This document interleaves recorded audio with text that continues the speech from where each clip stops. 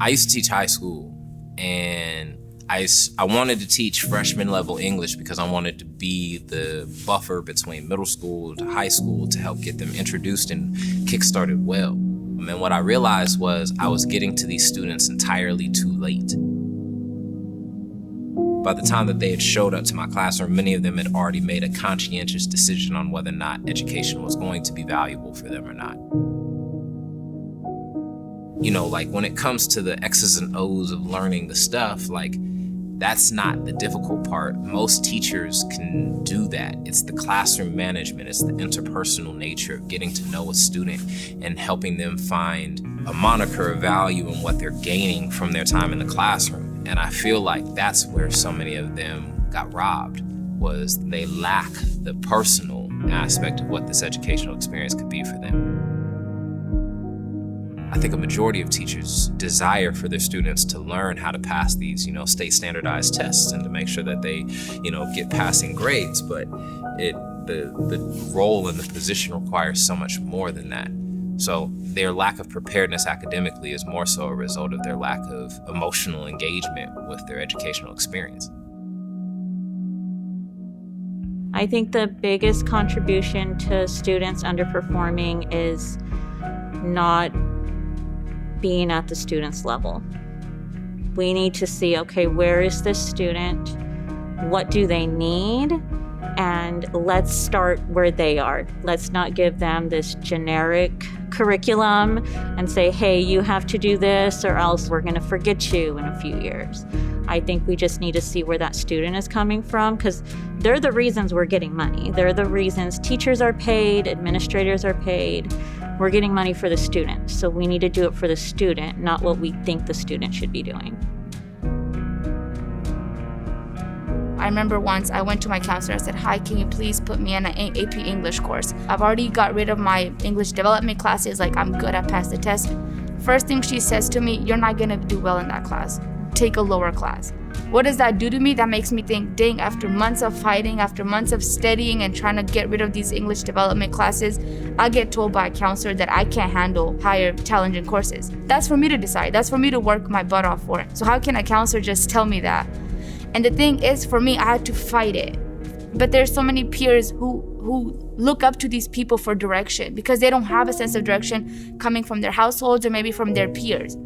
So when you depend solely on one person in power who, again, has 1,000 students to take care of as well, then there's going to be misdirection and there's going to be miscommunication.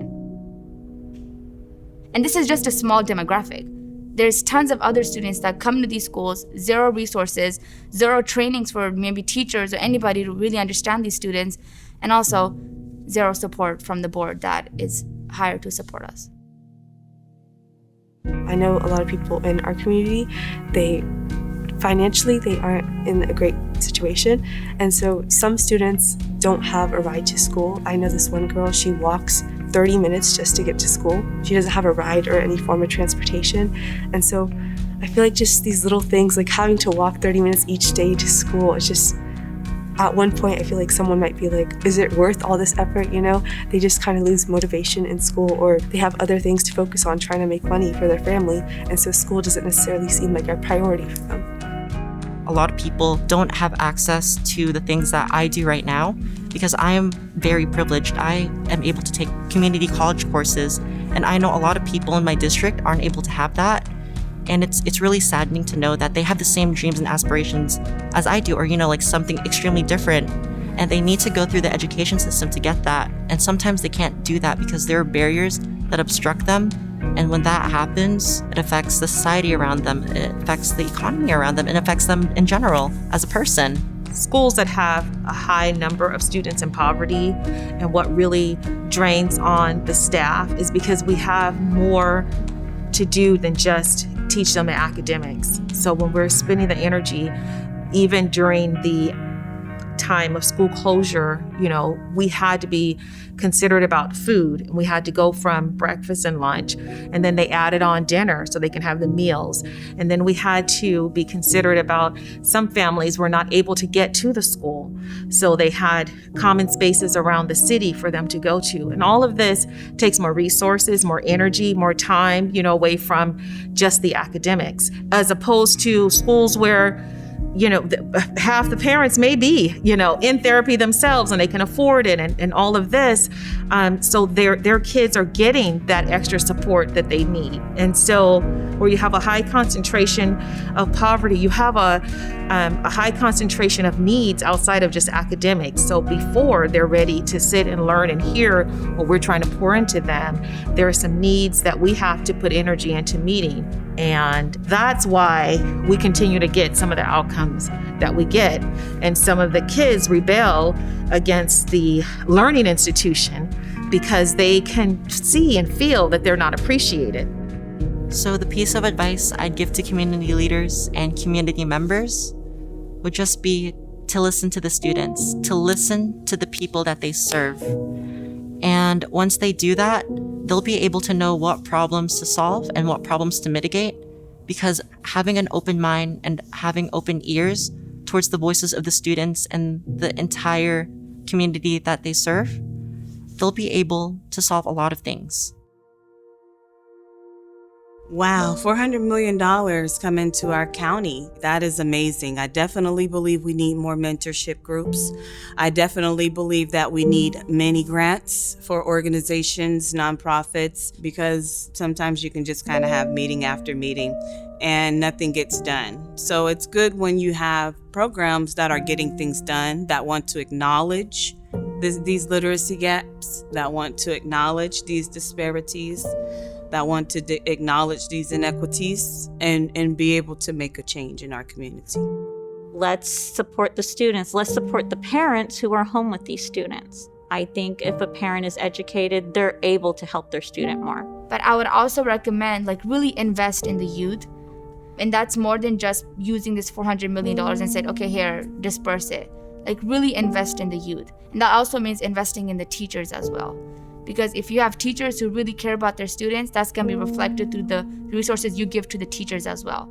So if you care about our community, pull your resources together and make sure every one of our campuses have fully stocked, beautiful, bright libraries with lots and lots of books. Make sure that our schools have enough laptops where the kids could have one at home and at school. I think beyond all those wish lists, the other big piece is around mental health. We need social workers in every school. School leaders should decide to use these funds by actually having the people who need these funds during their board meetings so that that group can speak up for what they need, and so these school leaders can accommodate for what they should have. My greatest hope is that our teachers will see future teachers, future doctors, future lawyers, and they start their class, well, good morning, Dr. Johnson, good morning, Dr. Jones, right?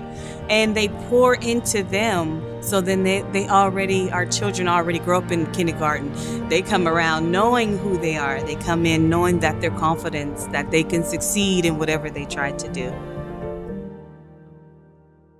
I want youth to succeed in their goals and dreams. I want youth to break the cycles that have been preventing them from reaching their fullest potential.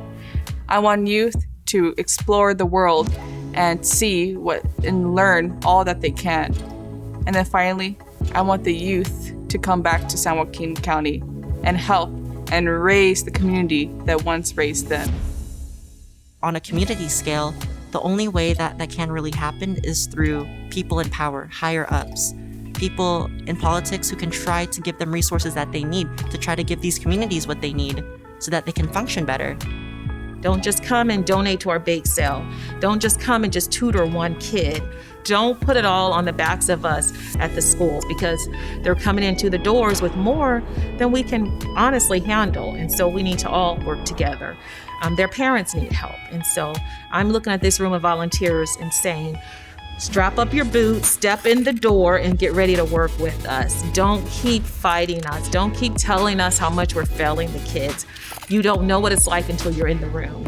So get in here and see what it's like, and let's have fun.